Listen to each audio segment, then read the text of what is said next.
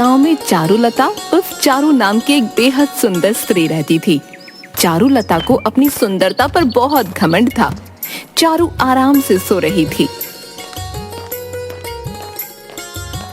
कि तभी उसकी माँ विमला उसे उठाती हुई बोली, अरे उठ जा कलमुही, सूरज सर पर चढ़ाया है और तू है कि अभी तक सो रही है।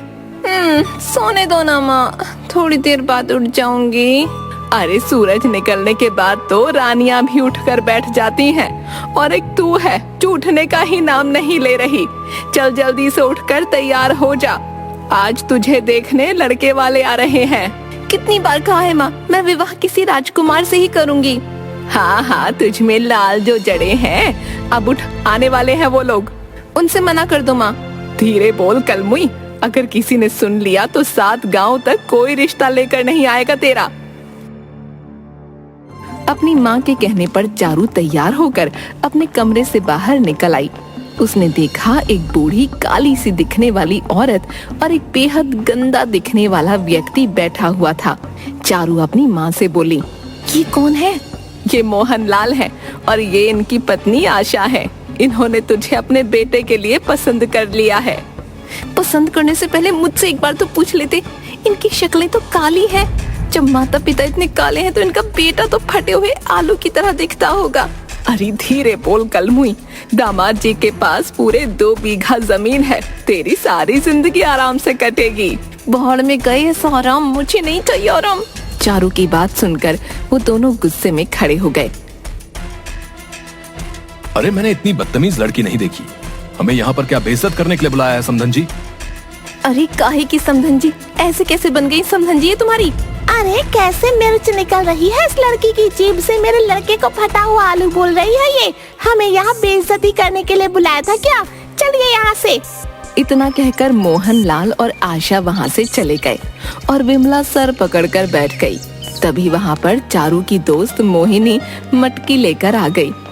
चारू मोहिनी के साथ पानी भरने जंगल चली गई।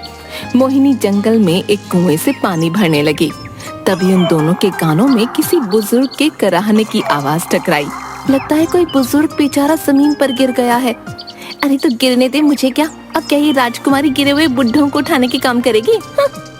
ऐसे नहीं बोलते चारू, हो सकता है कोई बुजुर्ग गीली जमीन पर गिर गया हो। मेरे हाथ में रस्सी है, नहीं तो मैं खुद जाकर देख लेती। ठीक है, अगर तुम कहती हो तो देखना ही पड़ेगा।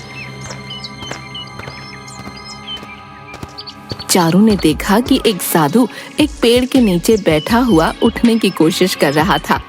चारू उसकी ओर पहुंचकर बोली, ये क्या बाबा, मुझे तो लगा था आप गिर गए होंगे, लेकिन आप तो पेड़ के नीचे आराम से बैठे हुए हैं।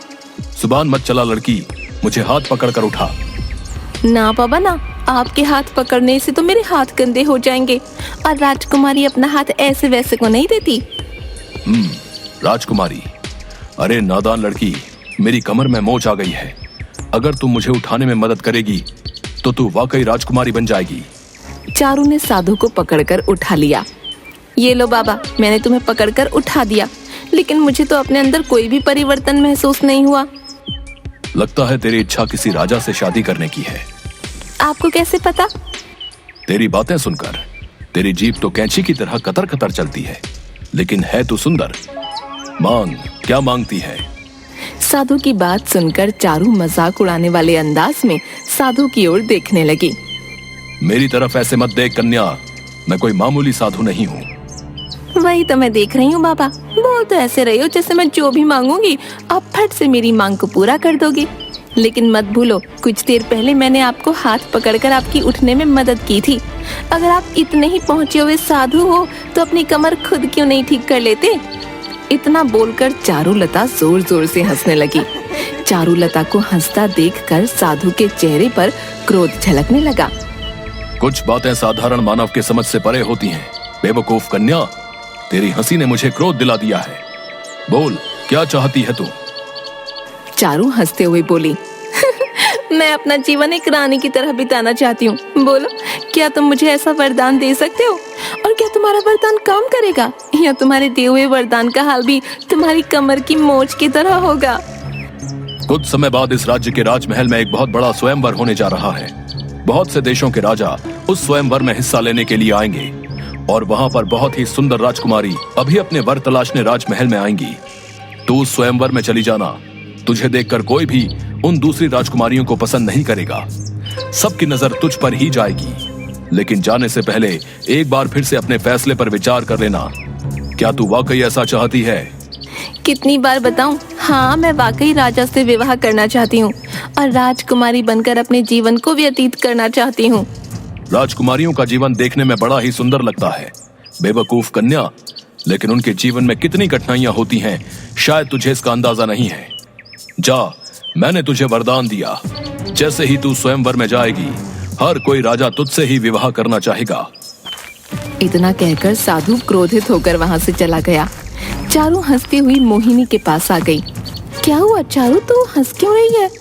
चारू ने मोहिनी को हंसते हुए सारी घटना बता दी। ये मजाक का विषय नहीं है चारू, हो सकता है कि वो वाकई कोई बहुत पहुंचा हुआ साधु हो। उसने तुझे वरदान दिया है। पागल हो गई है क्या? उस साधु की कमर में मोच थी, वो उठकर खड़ा तक नहीं हो पा रहा था। भला जो अपनी कमर की मोच का दर्द ठीक नहीं कर सकता, उसके दिए हुए वरदान का क्या भरोसा? जरूर वो कोई पाखंडी साधु था, बेवकूफ कहीं का। एक बार कोशिश करने में क्या हर्ज है? हो सकता है वो साधु सही बोल रहा हो और तू जो सपना देखती है, क्या पता तेरा सपना सच हो जाए। मोहिनी, अभी तो तभी पता लगेगा ना जब वाकई इस राज्य में स्वयंवर मनाया जाएगा। फिलहाल तो अभी दूर दूर तक कोई सूचना नहीं है कि अपने राज्य में ऐसा कुछ हो रहा है। चारू उस साधु का मजाक उड़ाते हुए मोहिनी के साथ साथ मटकी उठाए घर पर चली गई। लेकिन कुछ ही महीनों के बाद पूरे राज्य में राजकुमारियों के स्वयंवर का ऐलान हो गया। स्वयंवर के बारे में सुनकर मोहिनी खुश होती हुई चारुलता के पास आकर बोली, अरे चारू, तूने कुछ सुना?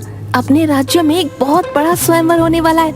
अलग अलग देशों के 4 राजा उस स्वयंवर में भाग लेंगे और अलग अलग देशों की बहुत सी राजकुमारी भी उस स्वयंवर में हिस्सा लेंगी। जिस राजकुमारी को जो राजा चुनेगा वो उस राजा की पत्नी बन जाएगी। इसका मतलब वो साधु सही बोल रहा था। मैं भी बहुत देर से इसी बात के बारे में सोच रही हूँ, लेकिन मेरी समझ में नहीं आता कि क्या हमें राजमहल में घुसने की इजाजत मिलेगी। अरे कोशिश करने में क्या जाता है, चल वो आज का ही दिन है। कुछ ही वक्त के बाद वो स्वयंवर शुरू होने वाला है। कहीं ऐसा ना हो कि वक्त निकल जाने के बाद तेरे पास पछताने के अलावा कोई रास्ता ना हो। मोहिनी की बात सुनकर चारू की आंखों में चमक आ गई। वो मोहिनी के साथ राजमहल की ओर चली आई। वो दोनों राजमहल के गेट पर जा पहुंचे कि तभी सैनिक ने उनको रोककर कहा, तुम अंदर नहीं जा सकती, यहाँ आम नागरिकों का जाना मना है। इतना कहकर जैसे ही उस सैनिक की निगाह चारू पर पड़ी, पता नहीं उसे क्या हुआ। अरे तुम तो वाकई बहुत सुंदर स्त्री हो। लगता है तुम कहीं की राजकुमारी हो जो भेष बदल कर राज्य घूमने के लिए निकली है। जाओ अंदर जाओ, इससे पहले कि तुम पर किसी की नजर पड़ जाए। और ये तुम्हारे साथ कौन है? उस सैनिक की बात पर चारू मुस्कुराती हुई बोली, ये मेरी दासी है मोहिनी। ये हमेशा मेरे साथ ही रहती है। अब जल्दी से मेरा रास्ता छोड़ो, मुझे अंदर जाने दो। सैनिक ने तुरंत उसे अंदर जाने की इजाजत दी। मोहिनी को चारू की ये बात बिल्कुल भी पसंद नहीं आई। मोहिनी आहिस्ता से बोली, ये क्या चारू, तेरे तो अचानक तेवर ही बदल गए। उस सैनिक ने गलती से तुझे राजकुमारी क्या समझ लिया? तूने तो मुझे अपनी दासी बना दिया। अरे छोड़ ना, क्या फर्क पड़ता है, चल चल अंदर चल। अंदर एक बहुत बड़ा स्वयंवर चल रहा था। उस स्वयंवर में राजा वीर सिंह, रतन सिंह, धीर सिंह और विजेंद्र सिंह सिंहासन पर बैठे हुए थे और सामने बैठी रानियों को प्यार भरी नजरों से देख रहे थे। तभी वहाँ चारू और मोहिनी आ गईं। जैसे उन चारों राजाओं की नजर चारू पर पड़ी, वो चारों के चारों राजा चारू के रूप को देखकर मंत्रमुग्ध हो गए। मुझे मेरी राजकुमारी मिल गई। ऐ सुंदरी, कौन हो तुम? क्या नाम है तुम्हारा? मेरा नाम चारुलता है। खैर तुम कोई भी हो, मुझे उससे कोई फर्क नहीं पड़ता। तुम ही मेरी रानी बनोगी। तभी वहाँ पर बैठा हुआ दूसरा राजा रतन सिंह बोला, अपनी बात वापस ले लो वीर सिंह। मैं इस लड़की से विवाह करूंगा। मुझे इस लड़की की सुंदरता ने दीवाना बना दिया है। बेवकूफ राजाओं, तुम्हारे सामने इतनी रानियां बैठी हुई हैं, फिर भी तुम्हें ये आम सी लड़की मिली। मैं हमेशा से ही आम लड़की से विवाह करना चाहता था। इससे मैं शादी करूंगा। अपने फैसलों पर तुम एक बार गौर कर लो। इस लड़की से सिर्फ मैं ही शादी करूंगा। राजमहल में हाहाकार मच गया। चारों राजा एक दूसरे को मारने को उतारू हो गए। राजमहल के राजगुरु ये सब माजरा बहुत देर से देख रहे थे। वो क्रोधित होकर उन राजाओं से बोले, बंद करो अपनी बकवास बेवकूफ राजाओं। ऐसे तो तुम चारों अपनी जान ले लोगे। मेरे पास एक उपाय है। कौन सा उपाय? तुम चारों का विवाह इस लड़की से करा दिया जाए। ये कैसी बातें कर रहे हैं आप? भला हम चारों राजाओं की एक पत्नी कैसे हो सकती है? असंभव। हो सकती है, क्यों नहीं हो सकती? लड़ने से बेहतर है कि तुम चारों इस लड़की से विवाह कर लो। अगर हम चारों इससे विवाह कर लेंगे तो फिर तो मुश्किल हो जाएगी। हम चारों अलग अलग राज्य के हैं। ये रहेगी किसके साथ? इसे हर राजा के साथ ही एक महीने रहना होगा। फैसला हो चुका। राजगुरु की ये बात चारों राजाओं को पसंद आ गई, मगर ये देखकर चारू के होश उड़ गए।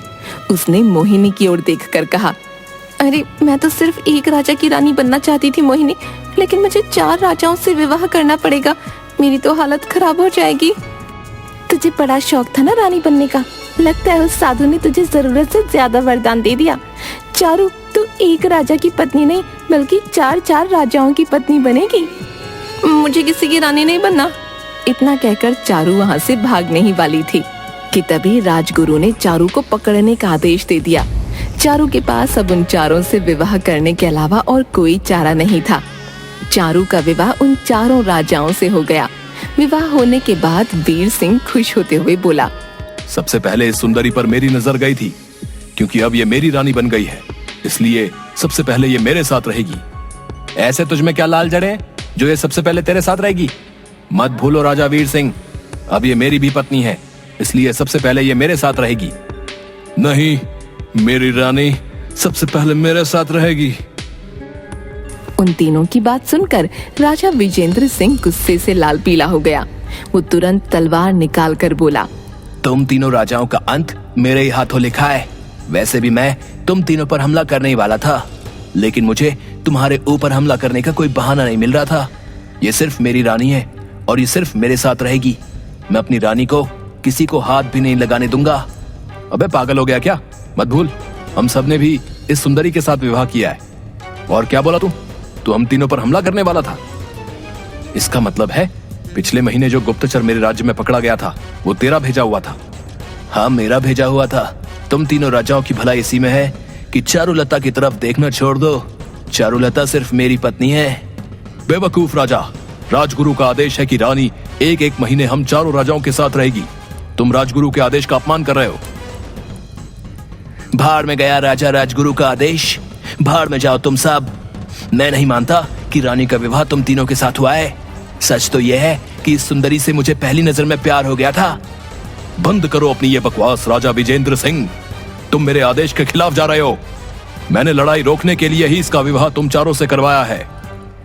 मुझे कोई फर्क नहीं पड़ता। अब तो जो जीतेगा वही इस रानी को लेकर जाएगा। इतना कहकर राजा विजेंद्र सिंह ने तलवार निकालकर एक ही बार से राजा वीर सिंह को घायल कर दिया। तेरी इतनी हिम्मत कि तूने मेरे ऊपर हमला कर दिया, अब तेरी खैर नहीं।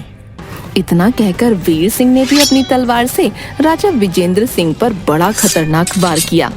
राजा विजेंद्र सिंह वहीं ढेर होकर गिर गया। मैंने राजा विजेंद्र सिंह को खत्म कर दिया है। अब रानी सिर्फ मेरे साथ जाएगी। तीनों राजाओं में भयानक जंग छिड़ गई। चारू सर पकड़कर वहीं पर बैठ गई। ये राजा तो आपस में तेरे लिए कुत्ते की तरह लड़ रहे हैं चारू। अभी भी मौका है, राजमहल से भाग निकलते हैं।